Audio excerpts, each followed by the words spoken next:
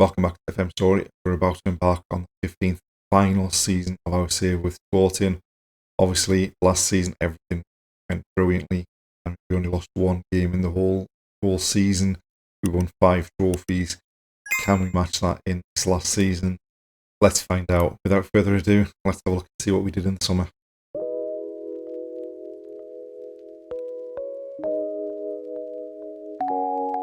So we're at the beginning of August. We've got the Super Tacker coming up to start the season against Porto.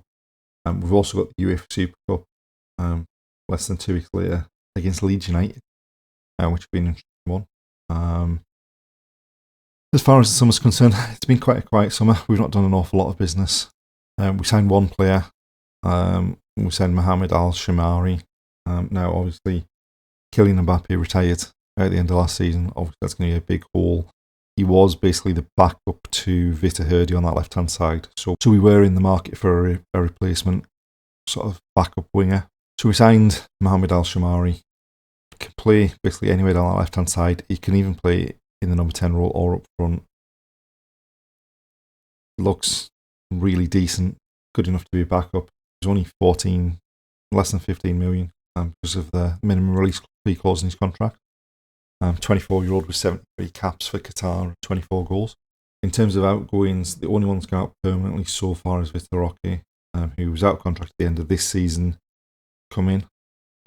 Hadn't really done particularly much last season. In fact, he did score the equaliser in the Champions League final, but it was his only goal in the whole Champions League last season.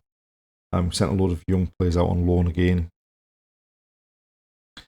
And then we did actually sell Ivan Martinez, centre half, for 44 million to Tottenham, just because he wasn't really going to be involved. And we did have Diego Ferreira coming through out of the youth setup that we thought would be needed to get some game time. So he was the easy one to move on there. Samit Abdallah has gone as part of the loan deal that he had with Newcastle last season. Interestingly enough, he was actually out of contract on the 30th of June. So somehow we managed to get 34 million for him. Obviously it was agreed in the loan deal, but it was a strange one for them to have agreed to. The only other possible outgoing is Milos Botic, who has made it clear that he wants to leave to join Inter. And honestly, if they stump up the money that he's valued at, which is somewhere between 150 and 180 million, then there's a pretty good chance we might let him go. We have looked at some alternatives to bring in. It would require us spending at least 100 million on a player to get a player that's not going to downgrade us too much. But that's obviously a one to wait and watch as the transfer window goes on. As far as the season preview is concerned, obviously we are favourites, 10-1 on again, having only been 5-1 on last season. Porto, who finished second, were 16-1 last season. They're 18-1 this season. We haven't actually improved our squad. We do have 10 people in the Media Dream 11. Now, how this fullback from Benfica, I think it's Benfica, yeah, how this fullback from Benfica has managed to get into the Media Dream 11 ahead of Basioli or Hernandez is beyond me. But obviously none of this really is of any real importance. But it is a sign of how much we're expected to dominate this league. We have won the title 13 years in a row now, and we're looking to go out with a 14th successive title, as well as trying to defend our Champions League title.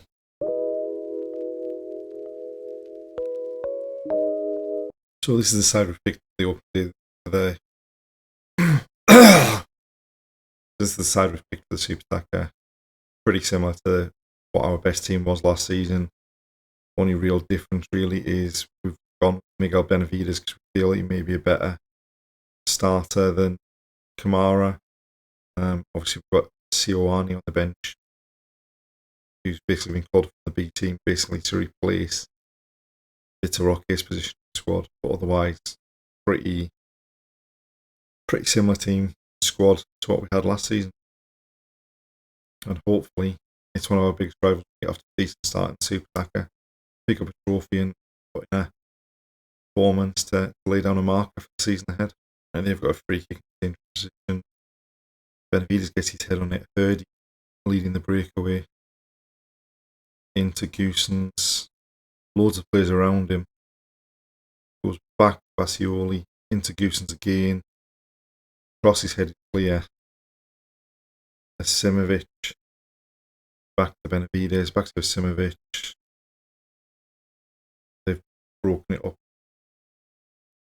Benavides back to Placencia, into Suzuki, and again they played it at the edge of their area. We're starting to build up some pressure, just that final ball really there. Soulard this time over the top of the Hurdy. Lovely ball, lovely finish, 1-0. And just ultimately, I think the pressure told there. 3 or 4 times we tried to just slide the ball into the box. They've managed to clear it at a last ditch. This time Traore into Soulard, just lifts over and Hurdy in behind the right back, steers it past the keeper to what's in front. Houston's to the corner. Traore in the near post hits the post. It bounces back to Benavides. He sticks his foot out, and that's 2-0 up. In swinging corner from Houston's. Traore at the near post flicks it on. It comes off the post. Basically hits Benavides and goes in, but we'll take it. That's 2-0 up. And basically, I think, say we deserve that. Kind of dominated the play there. They've not really had anything attacking wise that we've seen. We just need to keep it up in the second half. Maybe even bring some of the younger players on just to give them a bit of experience. But we'll send the same team out to start the second half and then see how it goes. So we've kicked off the second half, but highlights straight from the kick off. As long as it's us attacking, okay. Traore to Bassioli. Down the line to Suzuki, swings across into Botic, and he just couldn't steer it on target. They're attacking inside. Traore cuts it out. Bassioli into Miguel Ferreira. Bassioli to Fernandez. Goosens looking for Al Shamari, who heads it down to Sioni. Goosens free kick, and the keeper turns it behind for a corner. That's probably about the last action of the game. In fact, that is the full-time whistle blown. 2-0 victory. We've played well without being exceptional. We've picked up another trophy here and a decent start to the season, especially against one of our biggest rivals. First half we were pretty good. Second half, obviously, not an awful lot happened either way. Now we just need to carry this into our league form for the start of the league, and also we've got the UEFA Super Cup coming up against Leeds as well.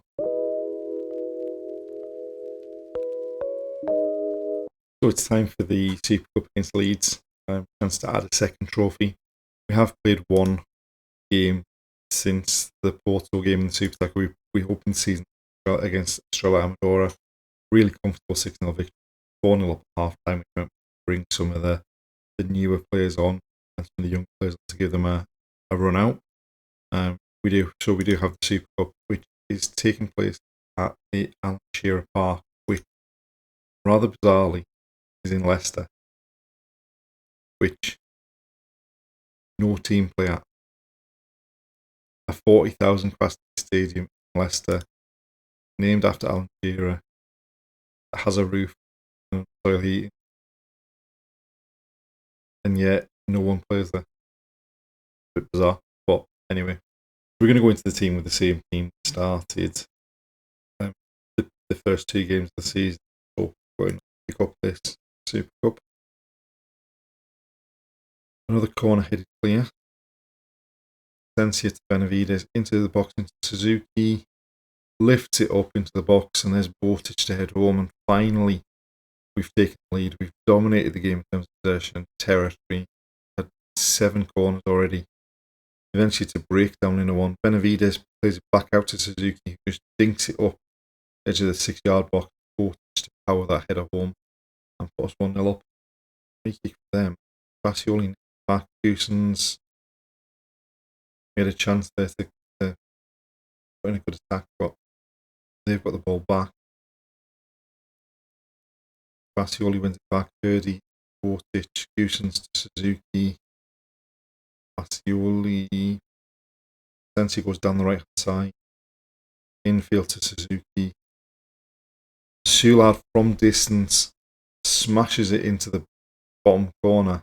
Very reminiscent of his goal in the Champions League final that won it for us last season. Sensi down the right hand side, infield to Bastioli, infield to Suzuki, who squares it. Soulard takes it just really deep, should be saving.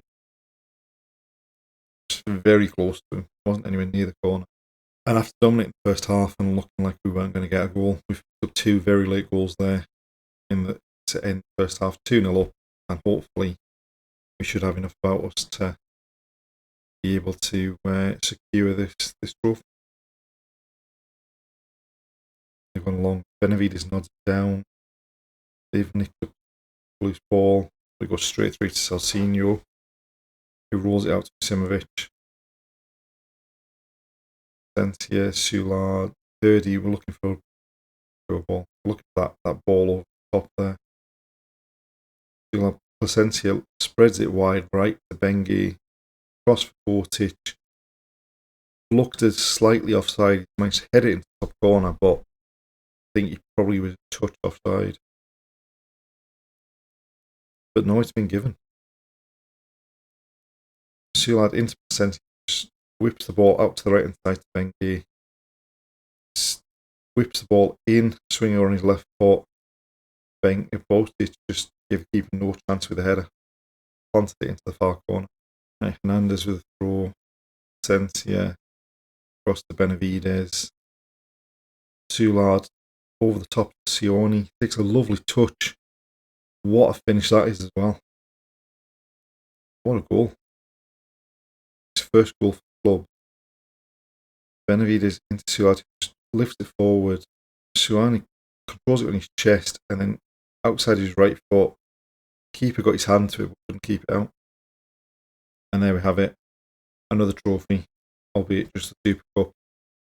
So 3 games into the season, 2 trophies collected in the Super Taka and the UEFA Super Cup.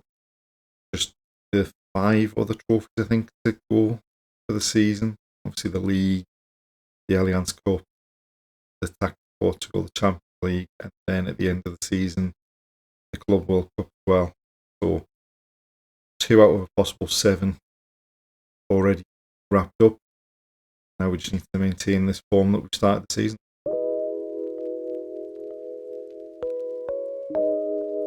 We've made it to the end of September, and by and large, everything has gone as you would sort of expect it to have since the Leeds game in the Super Cup. We have lost our opening game in the Champions League, but that was away at Man City, so it was probably pretty much to be expected. As far as transfers are concerned, not a lot happened around deadline day. We sent a couple of players out on loan, including Federico Sioni, who had obviously come off the bench a couple of times in the early games of the season. We sent him out on loan. We'd reacquired Rodrigo Ribeiro from Bayer Leverkusen, who we had previously done reasonably well for us, has gone on to do really well for Leverkusen since he left us. And we just brought him back just as an experienced player for this final season of the Save. After the Leeds game, everything went well as far as the league's concerned. We've played 5 games in the league since then. We've scored 5 goals in 4 of them without conceding, and then we had a 3-1 draw, and then we had a 3-1 win away at Maritimo as well. Obviously, disappointed to have started the Champions League campaign with a loss, but it was away at Man City. We do have a particularly tough looking run of Champions League games this season. We've got Man City, Dortmund, Salzburg, Juventus, Chelsea, PSG, Club Brugge and Sevilla. We have had much easier runs in previous seasons, and this is with us going in as the defending champions as well.